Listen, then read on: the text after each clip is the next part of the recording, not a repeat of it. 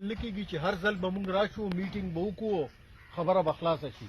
دا یو حق دی ستاسو خوړلی شوی دی، لویو کفنو هم خوړلی دی، وړو هم خوړلی دی، هر چا خوړلی دی.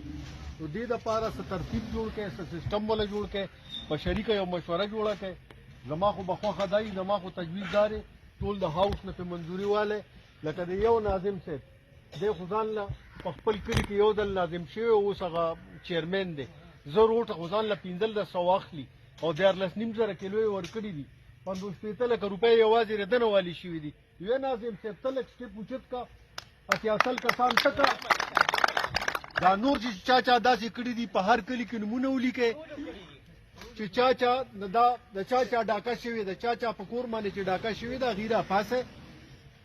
پېښور دونه لرې نه دی، هر چا له خدای پاک سمی ورکړی دی، د ټوپیکو بورډ مخې ته به کینو او دا دلته په ثوابۍ کې ګورې نه کېږي که ستاسو دا خیال چې دا به په ثوابۍ کې کېږي.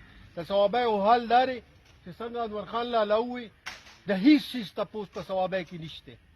ایډمنسټریشن انتهایی خراب حالت دي، مرګونه روزانه 2-3 په ثوابۍ کې کېږي. هر کور کې یو د آیس سړی شته، شوکي دي، ډاکي دي، کار ډېر زیات خراب دی. پخوا یو سرفراز خان مجسټریټ یو سرفراز خان چې په بازار به راپره شو چا به ټرک نشه کولی، هر څه به ټیک ټاک و. او اوس دلته لالا ووایي د سرو دا قیمتونه یې تپوس څوک وکړي، ټول خلک لګیا دی او شوړي دي او اخلي.